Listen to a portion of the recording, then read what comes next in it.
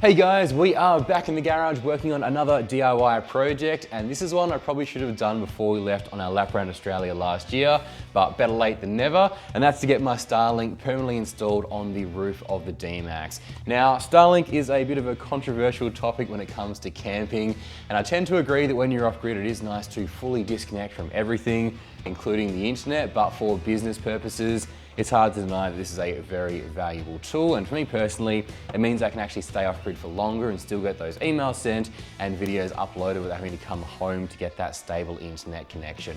I think that having this permanently installed on the roof of the D-Max is also going to save me a bunch of time as well in terms of the setup and pack away, especially if I'm moving every night. And I'm going to try and make this install nice and simple and universal as well, so no matter what roof platform or basket you guys have, this system should work for your setup.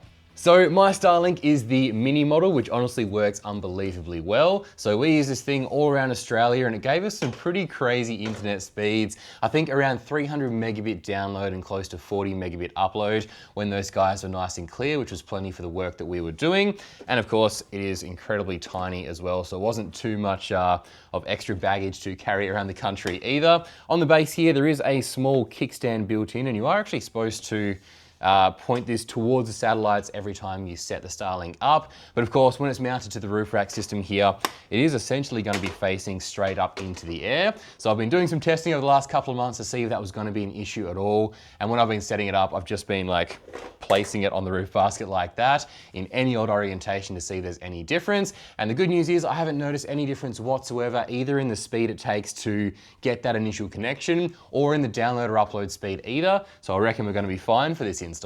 As for how we're going to get this installed, I essentially wanted something that was cheap, strong, and that also gave me the ability to actually remove the Starlink from the bracket system in case I parked under a tree, for example, so I can go and run it out where the skies are nice and clear. The solution I came up with was a nice cheap bracket from Amazon. I think this cost me $58, and I'll link it in the description down below if you guys are interested. But how this basically works is once it's installed on the roof system there, the Starlink will basically just slide under like that, drop into place, and then you actually tighten these little finger screws to clamp the Starlink into the bracket. So pretty happy with that. On the bottom here, it actually already does have 4 rubberized magnetic feet pre-installed, because this bracket is designed basically just to stick to your car or any metal surface. But don't worry, that's not what we're going to be using for this install. I'm essentially going to undo those 4 magnetic feet and use the mounting holes underneath to get this bracket bolted to my roof basket.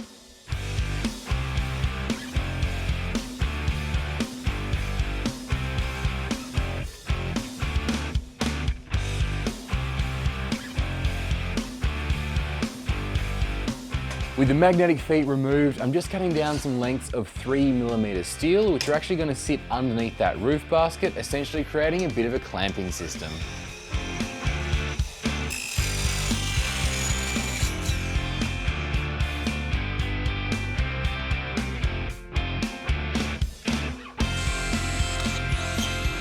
Now, steel gets pretty hot when you're drilling, so I'm just going slow, keeping the pressure firm and also cooling the drill bit and the steel every now and then with water to try and not destroy my drill bit.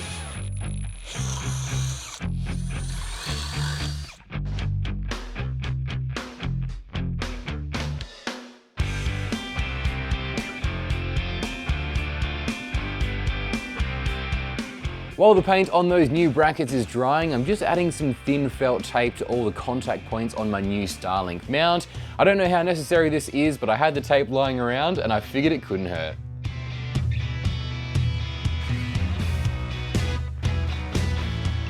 With everything now ready, it's time to get it all installed, and how this system is going to work is my new steel strips are going to go underneath the basket like this. The new Starlink mount then goes on top, and bolts go between the two to essentially clamp it to the roof basket.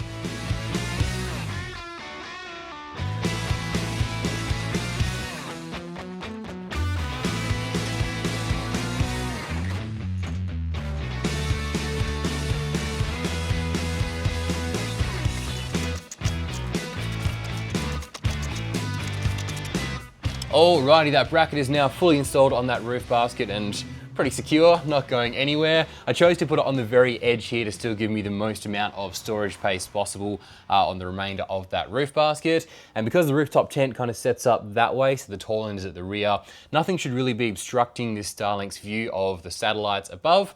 So pretty happy with that, and now it's time to give it its first official test fit. And to do so, we do have to remove this little kickstand from the bottom so it's not flapping around inside the bracket. It's super easy. We just kind of pinch up to pull the tabs out of the base and then give it a gentle pull, and that comes out pretty easily. So now we'll put the top end in first like that, drop the rear section into place, pop that locking tab over, and then do up these 3 wing nuts to get it securely clamped in place. There's 1, there's 2, and there is 3. So easy as that, the Starlink is now fully mounted. As for the wiring, I've just, again from Amazon, bought this cheap 12-volt cigarette lighter cable for the Starlink, and all I'm gonna do is chop that cigarette lighter plug off, plug the other end into the Starlink, and then run this down into the cab.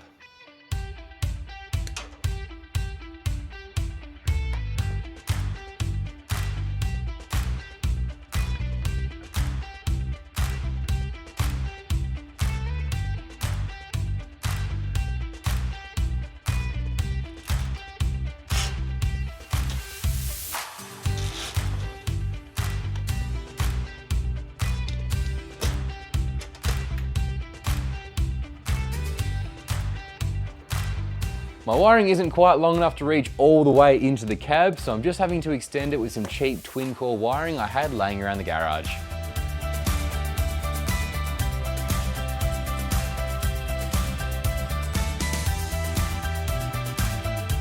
To keep the wiring nice and neat, I'm just using these stick-on cable tie mounts, which are actually super handy. Definitely recommend having a few in your toolbox. And I'm actually sticking these to the plastic trim rather than to the paintwork itself.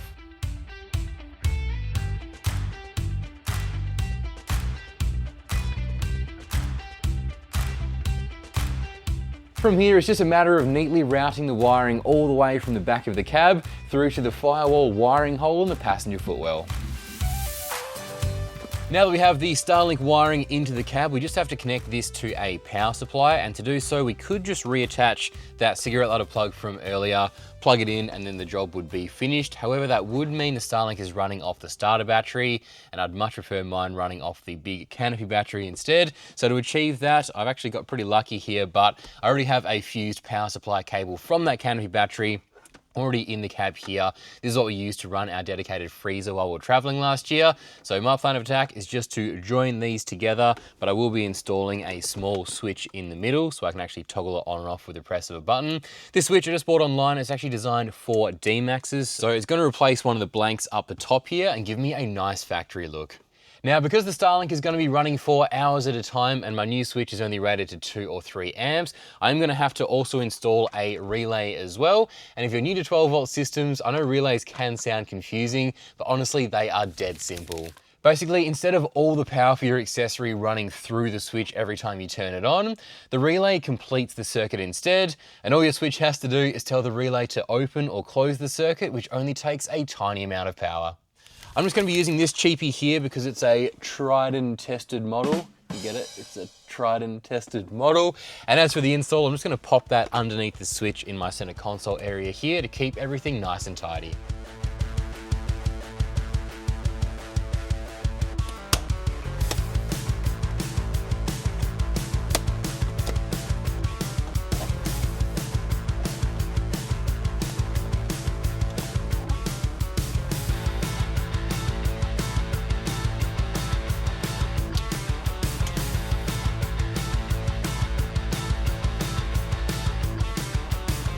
Getting the wiring done for the switch and that relay is probably the most time-consuming part of the entire job, but if you take your time and have a wiring diagram handy to reference, then it's pretty straightforward.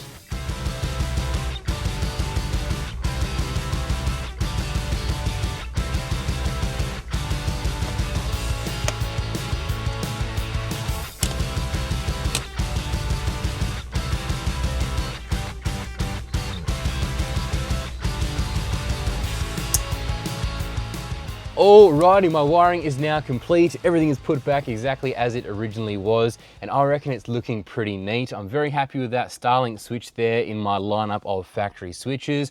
I reckon it looks nice and neat and pretty original, so stoked with that. And if you guys are interested in more information on how that wiring came together with the relay and the switch and this, that, and everything, feel free to pause the video on this piece of paper just there, because that's the wiring diagram that actually came with my switch, and I followed this exactly to get this install completed. So even if you guys are using a different switch, that should still point you in the right direction.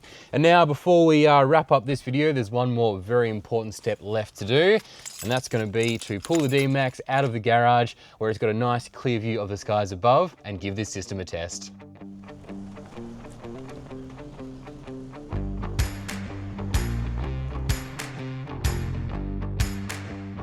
Okay, I am very excited for this. It's officially testing time, and I suppose all I need to do is press my new Starlink button down here. Blue light turns on. I'm pretty sure I heard the faint click of a relay, and now it's just a waiting game to make sure the Starlink actually fires up. So I've got my phone doing a bit of a screen recording here, and I'm in my Wi-Fi networks page, and in 30 to 40 seconds, I'm hoping my Starlink should show up in my list of Wi-Fi options. Yes, there we go. The Starbound network has now shown up, which is what I've called my Starlink. So I'm going to click on that to log on to that network. And now I'm going to jump across to the Starlink app itself just to make sure there's no errors being shown on the actual app itself. All right, it says it's calculating orientation. No errors that I can see. I am just on the low speed plan, so when it does get connected, I'm not going to be able to do any crazy speed tests just now. But I can now see it's downloading a software update, 1%, 2%. Any more? 3%, good. So it wouldn't be able to do that without internet connection. So that is enough information for me to call this install an absolute success. That is honestly so cool to have internet on tap, literally at the press of a button. What a time to be alive, hey? And what's also cool about having it mounted on the roof permanently like this is if I'm driving somewhere without phone reception, I can just toggle the Starlink on and get access to Google Maps pretty much anywhere I am. So it's going to be fantastic for that, especially with my sense of direction. And all round, I am very happy with this whole project. So thank you guys so much for watching. I hope there's been a tip or two in there if you're looking at doing something similar for your setup, and I'll catch you in the next one.